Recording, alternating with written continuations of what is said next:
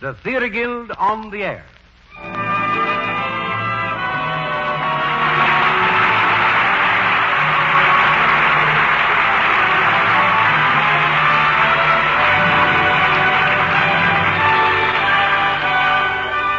Tonight we bring you The Royal Family, adapted from the play by George S. Kaufman and Edna Ferber, starring Frederick March and featuring Margola Gilmore, Estelle Winwood, Peggy Conklin, Edwin Jerome, Everett Sloane, Paula Lawrence, and Lee Penman.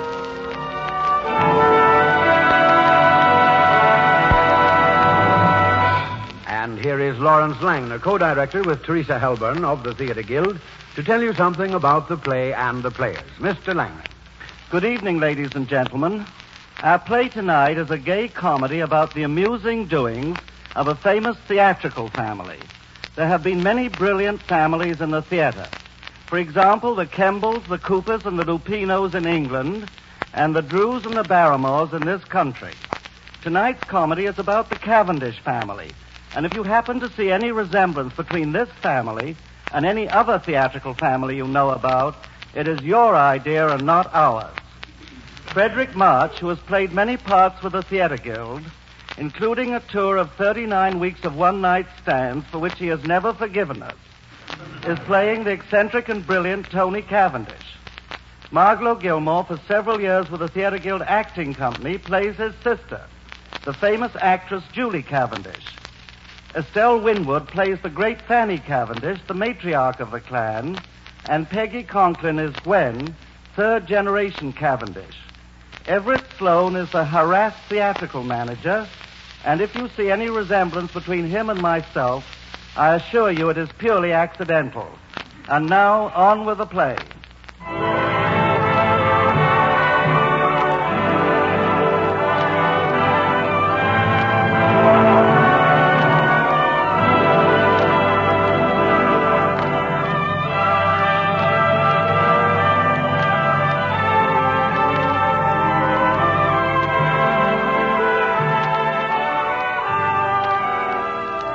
This is a story of family life, the story of 3 generations and the things that bind them together, the things that make for family unity, the things that set them apart from the rest of the world. It's the story of a family who understand each other so completely that, well, perhaps you can get an idea if you hear the daughter Julie and the mother Fanny talking about the son. Mother, here's a telegram from Tony. What's he done now? Well, he's not very clear, but as nearly as I can make out, I gather that he's killed somebody. Anyone we know? If that doesn't sound like the family next door, it's because this is not the story of this man's family or that man's family. It's the story of the Cavendish family, and the Cavendish family is different.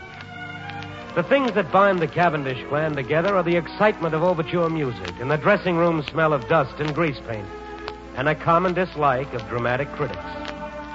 The Cavendish family had glamour long before the word was corrupted to mean something inside a sweater.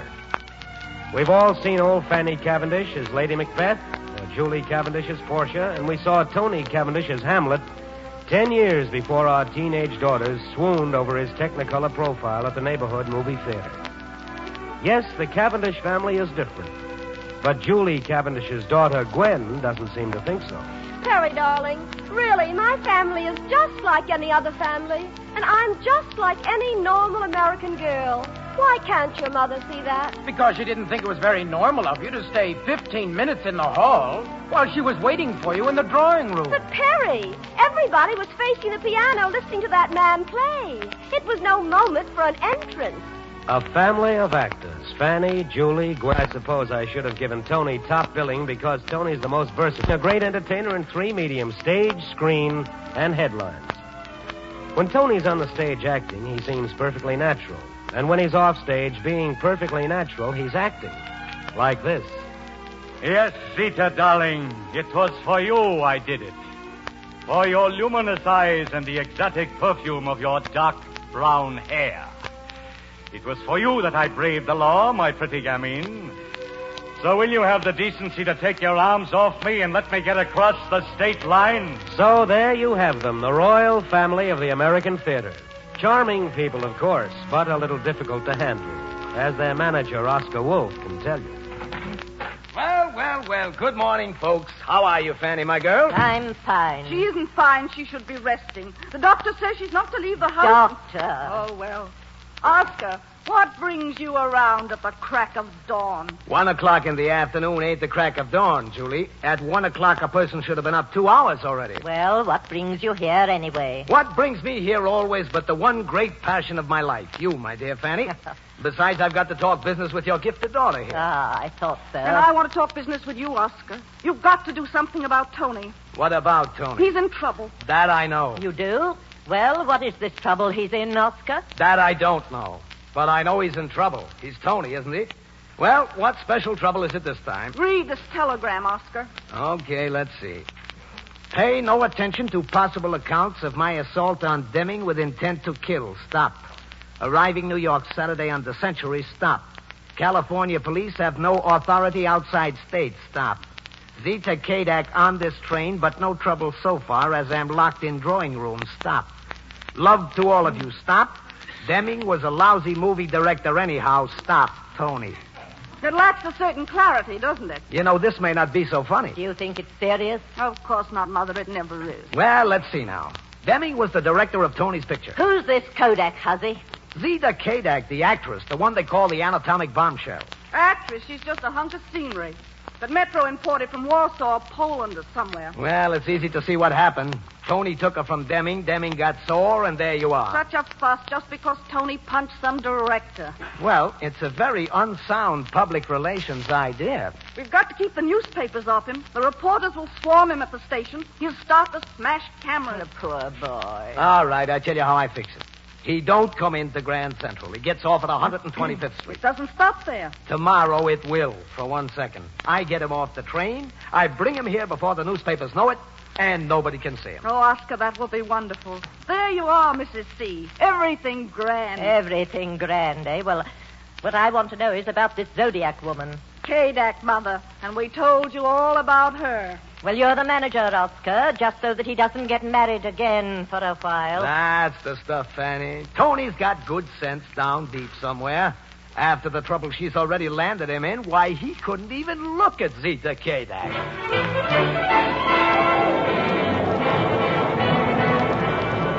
I can't look at you, Zita. Your eyes blind me. Then I will shut them. Kiss me, Tony. Zita. Zita, you don't know what you do to me. I catch up to you anyhow, my Tony. Yes, you do, Zita, my pretty gamine.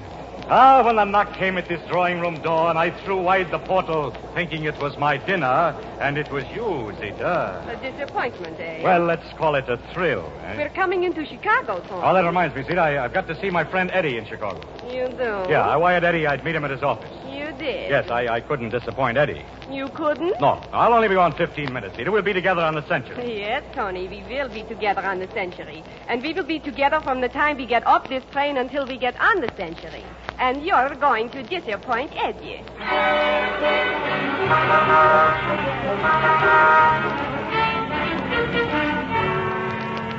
Here is a cab, Tony. Yes, so it is, Zita. Driver, may I inquire as to the horsepower of this vehicle? 400 horsepower, and I'll have a drink, too. This is too much good luck for one day. 400 horsepower and one of the Oxford wits in the driver's seat. We'll take it. And further luck. Good day to you, madam. This cab's engaged. The question is, madam, are you engaged? Come along, Tony. Say, aren't you Tony Cavendish? Can't you guess? To be or not to be, that is the question. Whether 'tis nobler in the mind to suffer the slings and arrow of outrageous fortune. What are you talking about? Oh, you're one of my movie fans. Mr. Cavendish. Century leaves in half an hour. Just a minute, Zita. The public demands my attention. Madam, would you like me to autograph the color of your blouse? Oh, that would be wonderful. I'll never wear it again. Step out here in the light, madam. Let me help you down. Thank you. There you are. Perhaps you'd like to step into the cab, Zita. It's cold here. It certainly is. Up to Daisy. Now, madam, now. The color of your blouse. Oh, Mr. Cavendish, wait till I tell my friends about this. Friends? Is that one of your friends there? Where?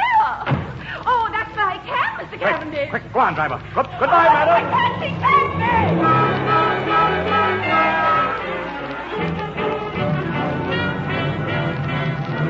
Zita, as I speed toward the Century, I have but one regret. What is that? I've disappointed Eddie. Poor Eddie.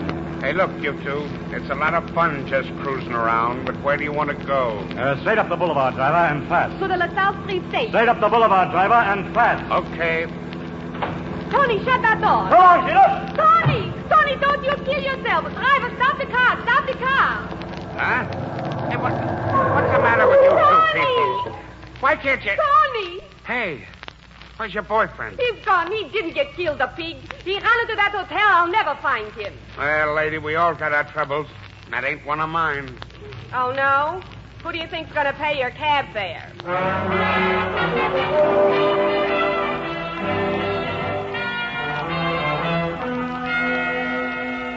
That's Tony for you. Every day his life builds up to another second act curtain, and his family, with Oscar Wolf's help, try to keep that curtain from falling on Tony's head.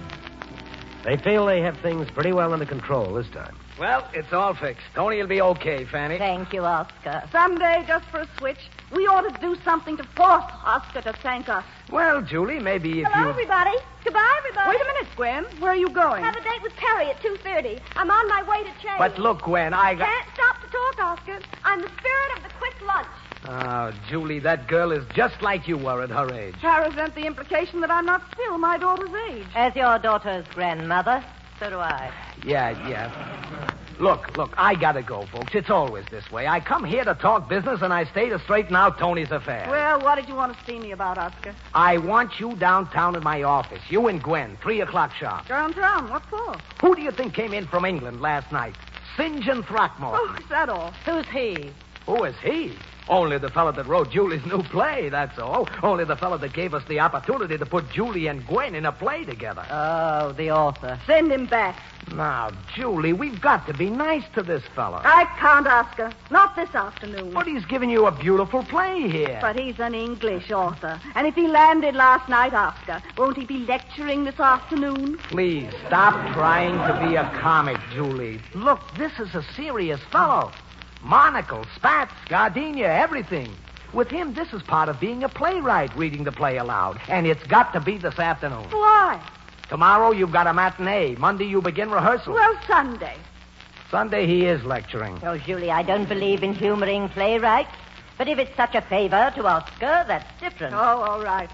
All right, at 3 o'clock. Enter Julie Cavendish, laughing. Fine. It's now 2:20. You and Gwen leave here 2:45 sharp. You hear? I'll be there. Now, Julie Cavendish, what was this big renunciation scene? I can't this afternoon. I can't.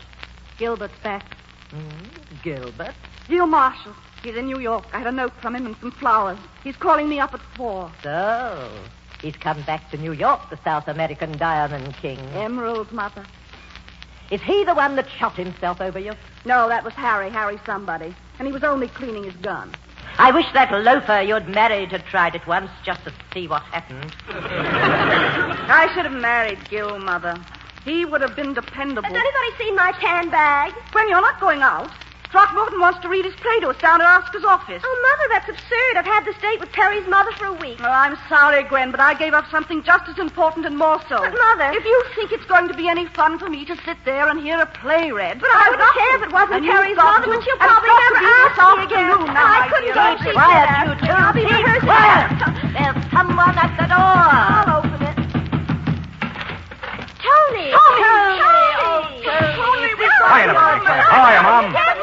Julie, you look great. Quiet, everybody!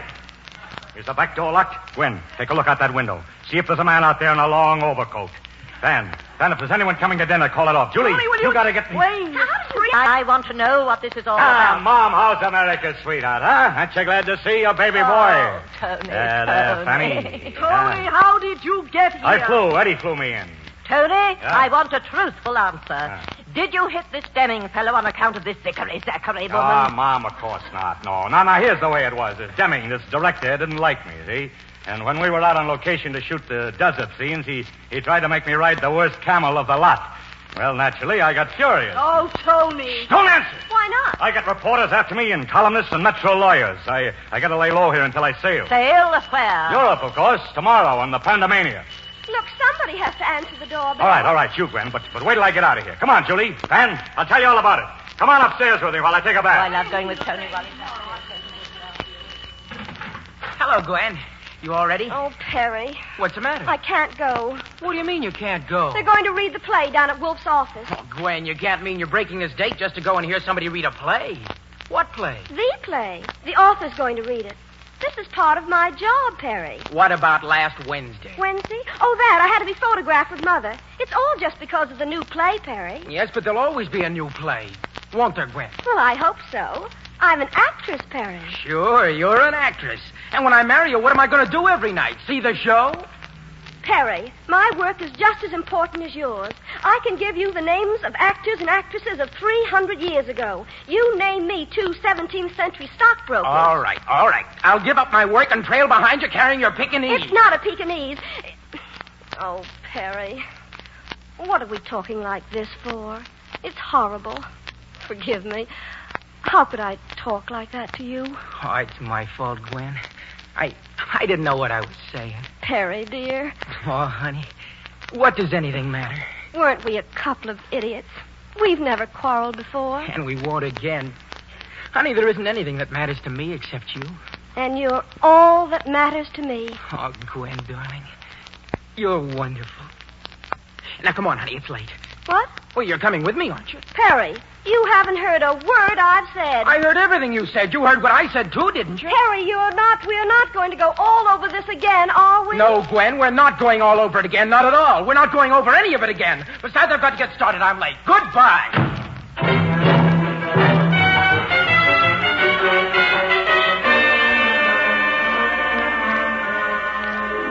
Come on, Gwen, we're late. Hurry up. I'm not coming. Now, Gwen, don't start that all over I'm not again. coming, do you understand? I'm not ever coming. I'm not going to act in it at all. Will you put on your hat and coat? Listen to me. I don't just mean I'm not going to be in this play. I'm not going to be in any play. What are you talking about? I mean it. I'm through with the stage. I'm never going to act again. What's going on here? Tony, Gwen has some silly idea she's going to quit the stage. Quit the stage. Now listen to me, Gwen. You'll hate being in pictures. I'm not going into pictures. You mean you're going to quit the stage and you're not going into pictures? What else is there? There's home. I've never had a real home, and now I'm going to make one. That's romantic. Fiddle, faddle. Tony, answer that bell. Now, Gwen. I'm through, I tell you. Do you know what Perry did? He walked right out of the room. Probably this child's boyfriend come back. Answer that, will you, Tony? Okay. I'm going to marry Perry. I tell you, I'm going to marry Perry. I'm looking for Mr. Tony Cavendish. Oui? And why? Never mind why I want to see him. You have not heard the news? Mr. Tony Cavendish died this morning. Don't give me that. I'm here to serve these papers on Tony Cavendish, and I'm going to serve them. If you do not believe me, look there. Regardez. The niece of Tony Cavendish, grief-stricken. Yeah, well... Now, why do you not leave this house of mourning? I'm sorry, sir. I'm very sorry I intruded. I'll go. Bon. A bientôt. Quick, lock the place up. Why, who's that man, Tony? He was a process server. Zita is suing me for breach of promise. $200,000. Julie, I've got to get out of the country. You got to get me passage on the Pandemania tomorrow. Oh, Tony. That process server's lucky I didn't kill him. Tony, it's just his job. Why be sore with him? Because I'm the greatest Hamlet since grandfather, and I made 3 movies that grossed $1 billion apiece, and that so-and-so didn't even recognize me.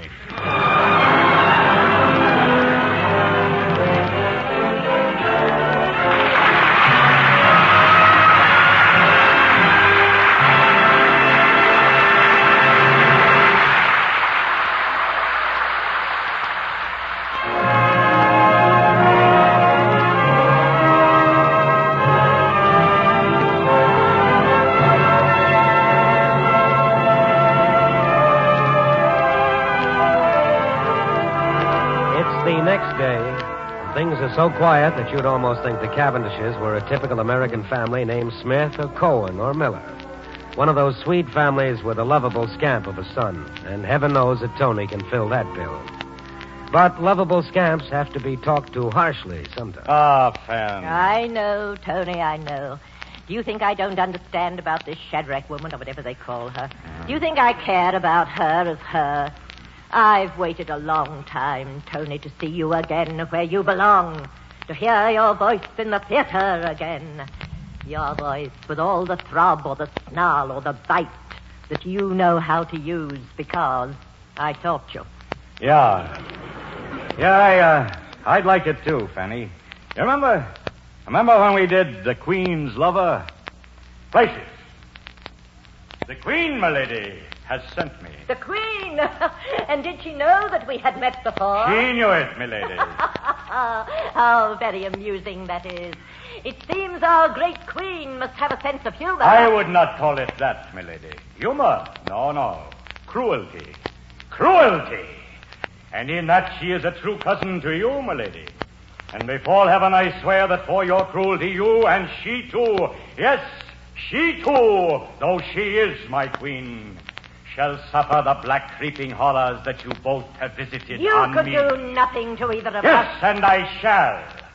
She and you, my lady, shall lie in terror in the darkness and listen to the lonely crying of your own sick hearts.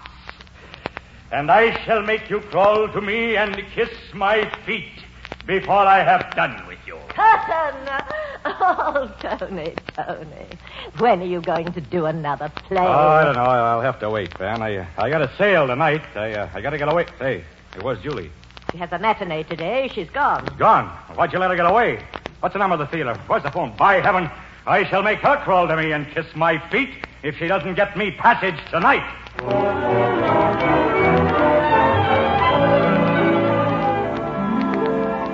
All right, Tony. All right, I said I'd try, didn't I? Goodbye. What was that all about, Julie? Gilbert, that was my dear little brother, Tony. If I remember Tony from 18 years ago, that means trouble. It's still that way, Gil. Oh, why don't you go back to South America and dig your emeralds? Don't get involved with us Cavendishes, Gil. What's the trouble, Julie? Well, Tony went out to Hollywood with $1 billion contract. And as soon as they started to take the picture, he knocked out the director and quit. And now he's got to go to Europe to get away from a $200,000 breach of promise suit. And I've got to provide the passage. I suppose you have this kind of thing all the time. I don't mean to complain.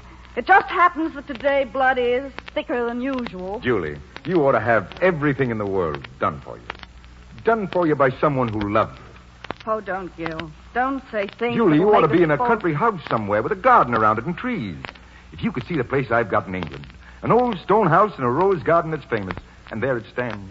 Empty, Julie. Oh, Gil. Oh, we can go any place else you want. Cairo, Samaritz, anywhere you say. Don't you know that's the way you ought to be living? Don't you? Oh, Gil, darling, if I only could. You can, Julie. You're going to. It's 18 years too late, Gil. No, Julie. None of the things you felt 18 years ago and denied to yourself 18 years ago are still in your heart. And they are, aren't they, Julie? Yes, Gil. Yes, darling. Julie. Oh, Gil. On stage, Miss Oh, on nuts. stage.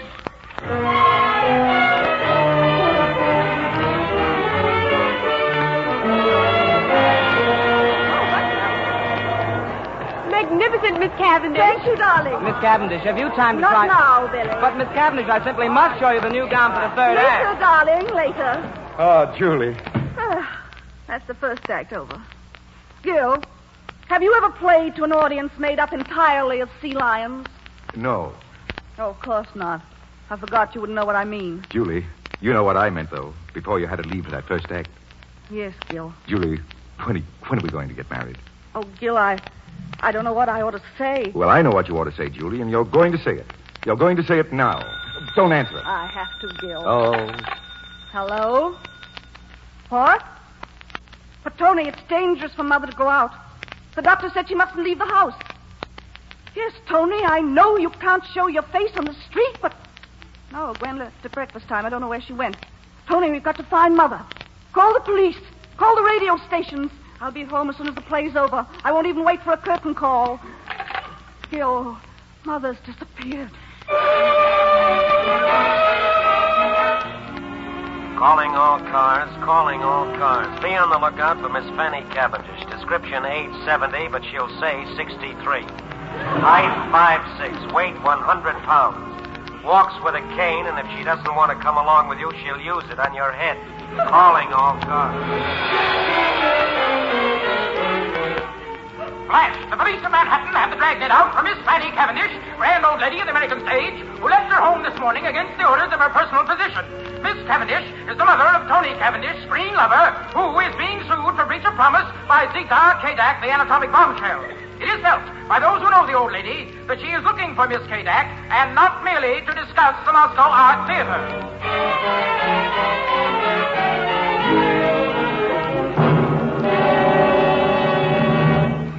Gwen, I think it was wonderful of you to come out here to Mother's. Thanks, Perry. I hope you think so, too, Mrs. Stewart. I do, Gwen. I do. Naturally, I don't want my son to marry a girl who cannot keep appointments.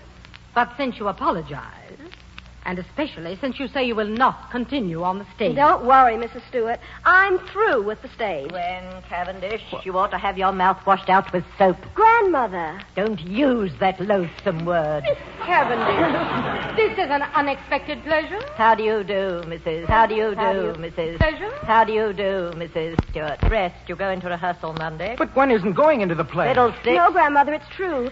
I'm going to marry Perry. Marriage is my career from now on. Marriage isn't a career, it's an incident.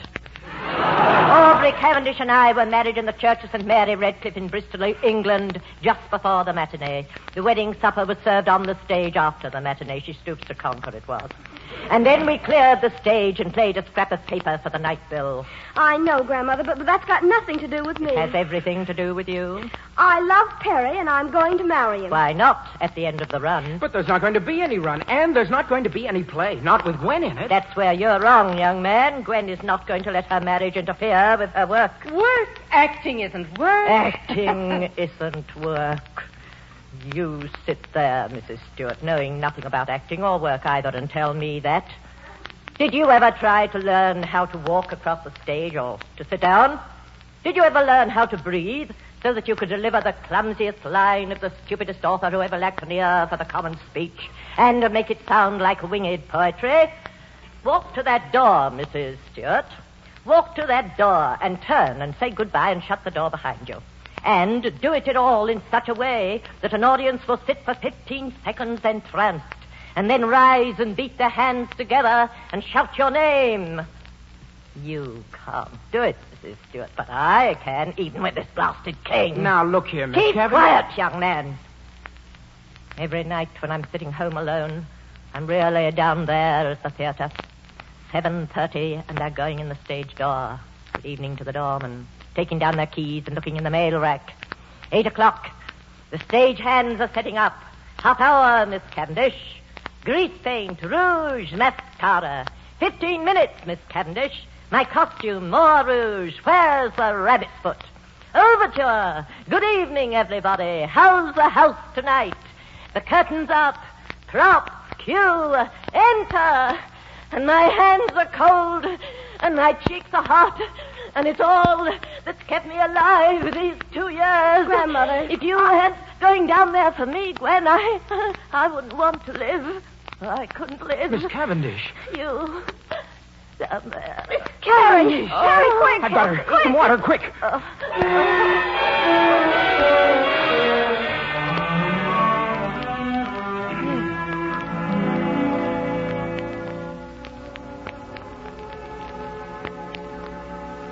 I tell you, Tony, it was a performance. There was no other way to bring Gwen to her senses. Sure, Fan, sure. It was a performance. It was, Tony. Sure, yeah, you trooped and you earned a rest. Now sleep, old girl, sleep, huh? Sleep that knits up the raveled sleeve of care, balm of hurt mind. The death of each day is sorrow. Macbeth has murdered sleep, and therefore Glamis shall sleep no more. Macbeth shall sleep no more.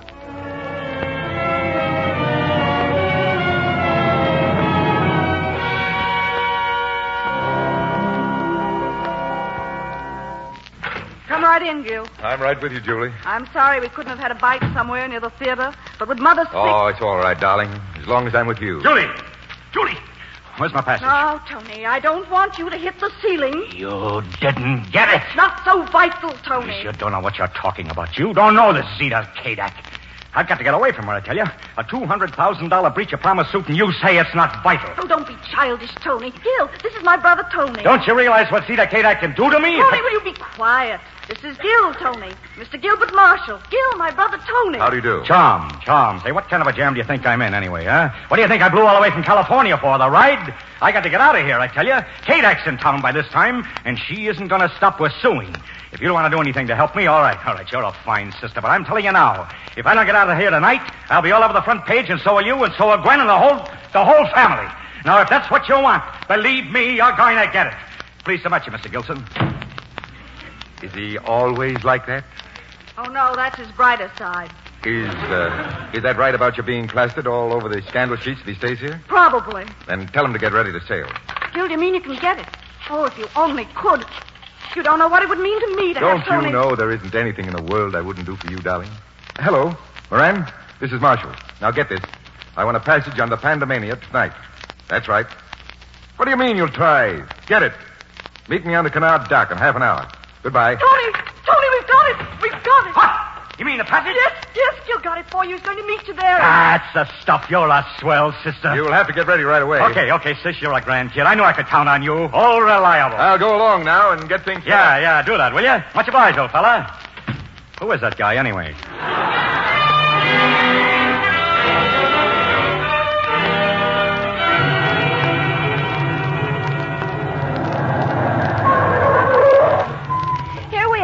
Okay. Now, let me out of here. No, stay where you are. Huh? Stay scrunched down behind Gwen. right. I'll look for Gil. I'll get out and find him, Mother. No, Gwen. Here he is. Heaven help him if he hasn't got that passage. Gil? It's all right. You ready, Tony? Yeah, all ready. Julie, goodbye. Goodbye. Parting is such sweet sorrow that I must say goodbye until the heat's off. Hi, Gwen. I'll see you in a couple of years. Goodbye, don't wait for me, Julie. I have to go aboard with him. See you later at the theater. Driver, take us to the Empire Theater.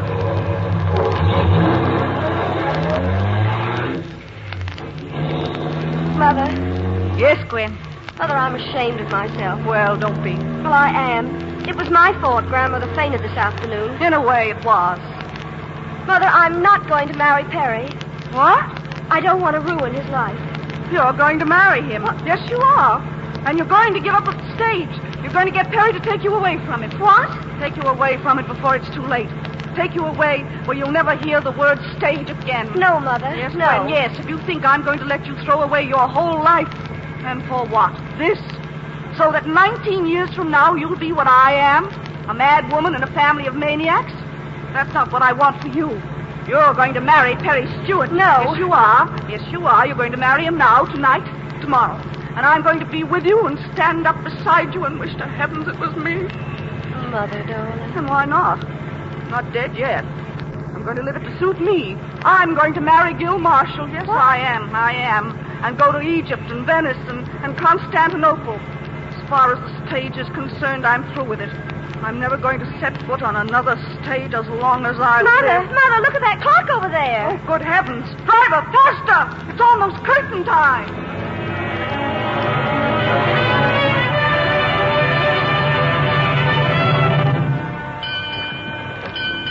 Ah, the sea.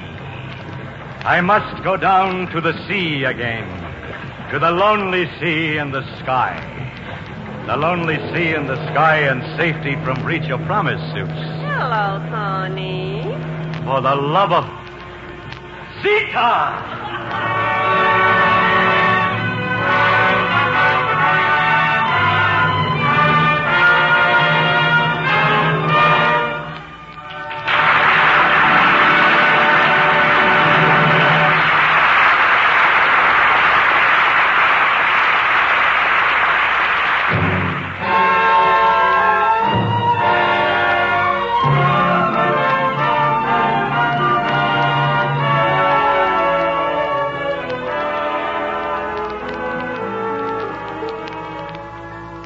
I said a while ago, didn't I, that this was a story of a certain special kind of family life.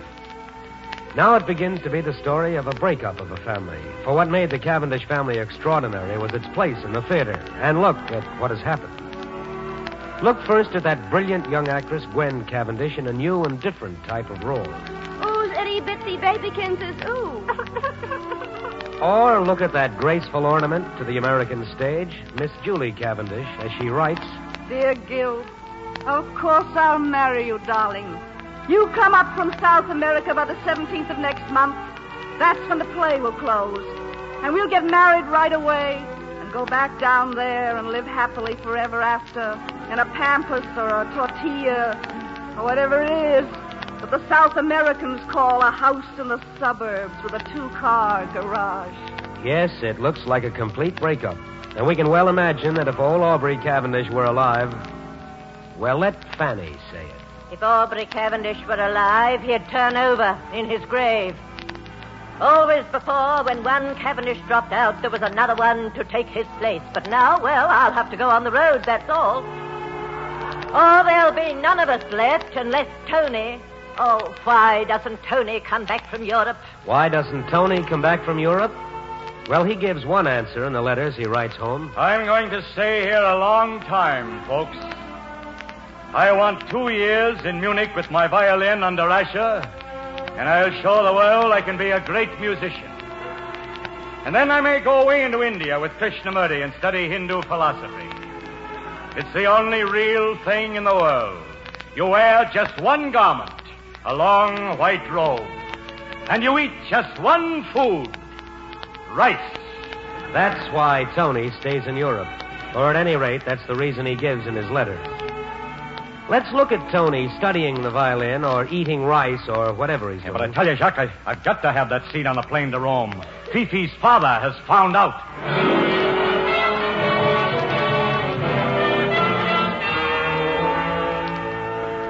Tony, whatever became of Zita Kadak? Zita Kadak? Yeah. Oh, yes. Yes, a funny thing about Zita. She and I were on the same ship coming over here, but I never saw her after we landed. Why not? Well, it seems some rogue told the port authorities that Zita was smuggling dope into the country. Not a word of truth in it, of course, but when she was delayed at the customs office, I went on and I never saw her again somehow.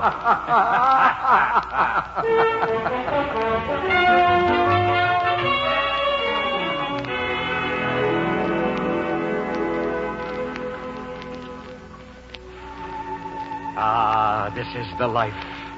Venice and a gondola. Stretch out your arms, my pretty, and incorporate the beauty of this night. Please, senor, I got to go back to the hotel. Yeah, later, my sweet, later. Ah, the moon shines bright. In such a night as this, when the sweet wine did gently kiss the trees and they did make no sound. In such a night, Troilus, methinks, scaled the Trojan walls and sighed his soul toward the Grecian tents, where Cressid lay that night. Senora, I gotta go back to the hotel and get to work. Work? This is Venice, my lovely. Don't you appreciate that? You never lived in Walla Walla, or you would realize full well that this is Venice. And yonder is the moon, and this is a gondola. Hey, you! Ahoy there, Jack! Come back here with my gondola, you thief!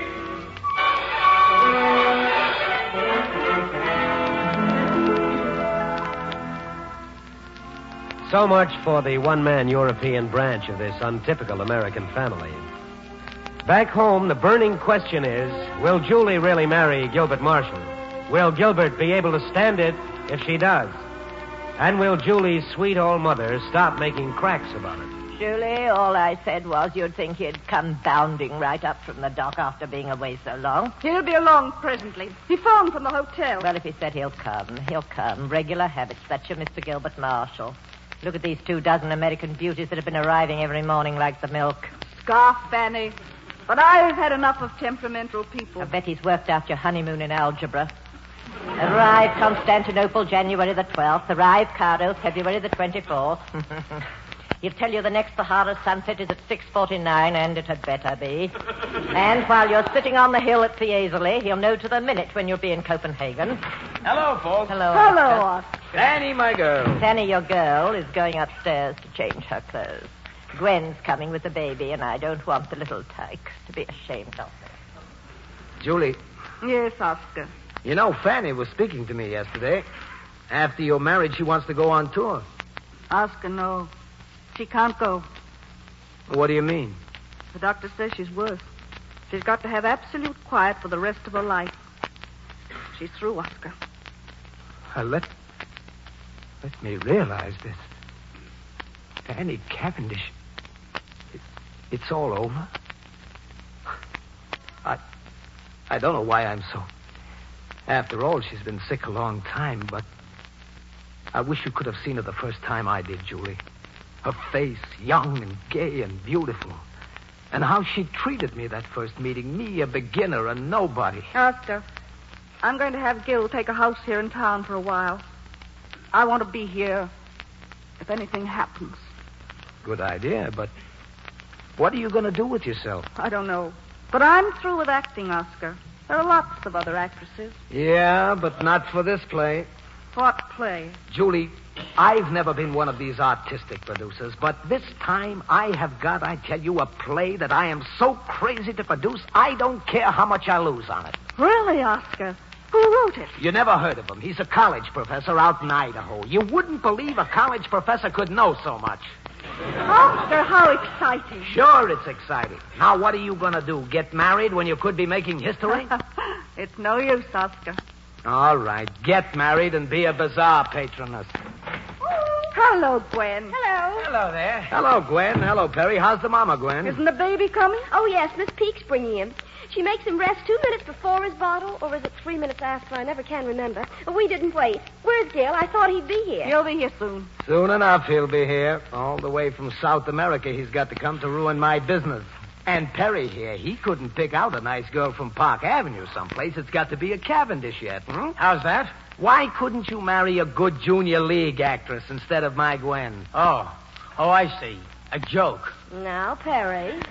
Your boyfriend's a little upstage today, isn't he? No, he isn't. Are you, Perry? Well, I didn't think I was. Well, gosh, I want to do whatever... Look, Gwen, why don't you tell them about it and see what they think? Tell who about what? Oh, hello, Grandmother. Well, it's me. Now, this is the way it is. The baby's 2 months old, and he's the darlingest baby that ever lived, but he doesn't do anything but sleep all the time. And according to Miss Peake's schedule, you can only play with him about 4 minutes a day. Of course, when he gets older, it'll be different. But just now, he doesn't need me at all. I'm in his way. Darling, how can you be in his way? Well, I am. And they've got this Hungarian play, and they've offered me a simply marvelous part. Who has? The Theater Guild. Theater Guild? Yes. It's only for the subscription period, unless it turns out to be a great hit. And it can't. You know the Theater Guild. Wait a minute. Let me understand this, Gwen. You're going back on the stage, is that it? Oh, no, Oscar, no, nothing like that. It's only for these few weeks, and just because it's a marvelous part. Well, this is news. And about time. Well, it's all up to Perry. Oh, gosh, Gwen, I don't mind a few weeks if it's going to make you happy. Mother, you don't seem very excited about it. Me? Why, I'm thrilled, Gwen. I'm really thrilled. Well, I'm glad. It's really a terrific part. She carries the whole play. I'm scared pink, but of course if I can do it, it'll put me back where I... Huh? It'll be dandy. That must be Gil. Hello, Gil, darling. Well, at last. Hello, Marshal. Oh, it's Gil. Julie, dear. Gil. Oh, it's good to see you all, to be back. How was the trip? Oh, about as usual. Oh, here's something that'll interest you folks. There was a theatrical troupe aboard. American. They'd been down in Buenos Aires trying to play in English. Ridiculous, of course. Poor devils didn't even have enough money to pay their passage. So we all got together enough to see them home. I guess I felt a little sentimental about them on account of you people. Really? Seems the manager skipped out with the money. You know the way these theatrical people are. I think I'll go out into the kitchen and make myself some tea. What do you say, Gwen? Let's go in the library and you tell me all about your play. All right, come along, Perry. Right with you. Julie, how I've missed you. Gil, how could you? What? How could you talk like that? What do you mean? What did I do? You insulted every one of us. Insulted you? How? The way you talked, of course, about the theatrical troupe. Julie, I said they were nice people. Oh, yes, surprise. You insulted every one of us. Now, look here, Julie. How could I insult you? We're going to be married, aren't we? Well, aren't we? Oh, I suppose we're going to be interrupted as usual. Hello, sis. How have you been? Tony! Come on, everybody. It's Tony. Well,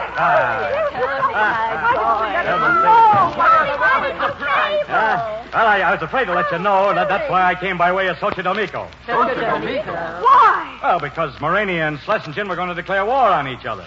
I knew if I got out, she'd marry him and everything would be all right. Who'd marry who? What's that? He's making it all It's up. been in all the papers. Natalia broke off her engagement with Rupert of Schlesingen. Who's Natalia? Natalia's the Princess of Morania. She's a nice kid, but I didn't mean anything serious. I mean, that's the trouble with those princesses, Fan. They're sheltered liars. You dance with them a couple of times, and they want to elope with you.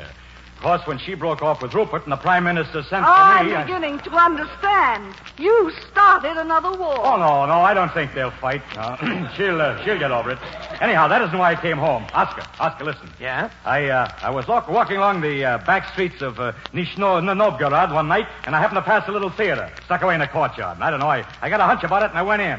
Well, say, I ever saw in my life, and I bought it. You bought it? What for? What for? I'm going to act in it, of course. Oh, wonderful. Tony, you don't mean pictures. You're going back on the stage? Tell me, what's the play all about, Well, in the Tony? first place, Oscar, they use a revolving stage. But it not only revolves on the floor level, it revolves up and down like a Ferris wheel. That's symbolic, you see. I mean, when the character is happy, he's whisked up to the top, and when he's miserable, the wheel makes a quick turn and he lands on the floor. Good showmanship. Yeah, and when you exit, you seem to walk right through the scenery. They do that with an electric eye. And the entrances, Oscar, you just slide down from above, or else they let you down by wires. Huh?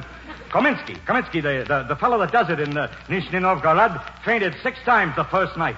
Yeah, I tell you, Oscar, it's a knockout. Of course, the great thing, folks, about this play is it takes 2 nights to do it. 2 nights? Tony, you're cuckoo. No, wait a minute. You people don't understand what this thing is. It's a modern version of the Passion Play. And you play? The lead, of course. It's pure blank verse. And the incidental music is a piano in tune. Listen.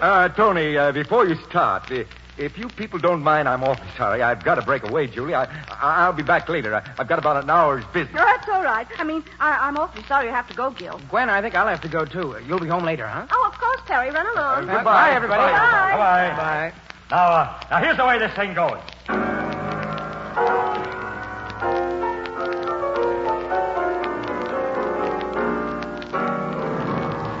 And then when he comes down from the mountains, there's a stunning passage.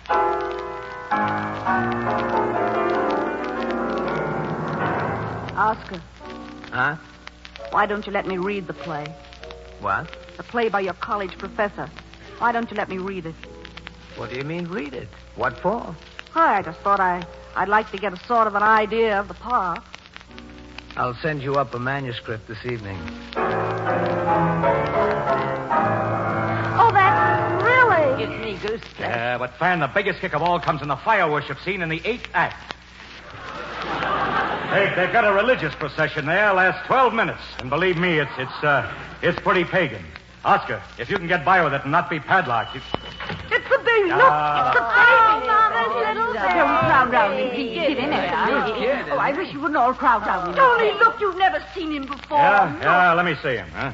Yeah, I think he's terrible. Tony. Here, let me see my grandson. Aubrey Cavendish Stewart. Do you know who you were named for, baby? Aubrey Cavendish. Say, that young fellow is a Cavendish, all right. He does look like Aubrey. He's going to be like Aubrey, too. He's going to be a performer. Listen, folks. Listen. I got a great new play I'm going to produce, and in it they talk all the time about a baby. Why shouldn't we have a scene where the baby is carried on? Oscar, you're crazy. When? He'll have to start sometime. Aubrey Cavendish. Aubrey Cavendish Stewart. That won't stop him. He's a Cavendish. And he's going to carry on. We always have and we always will. When one drops out, there's always another one to take his place.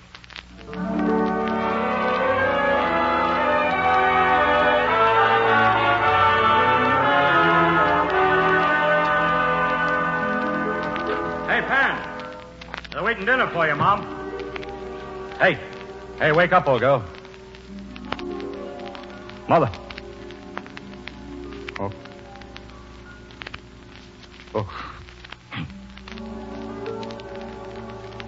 When one drops out, there's always another to take his place.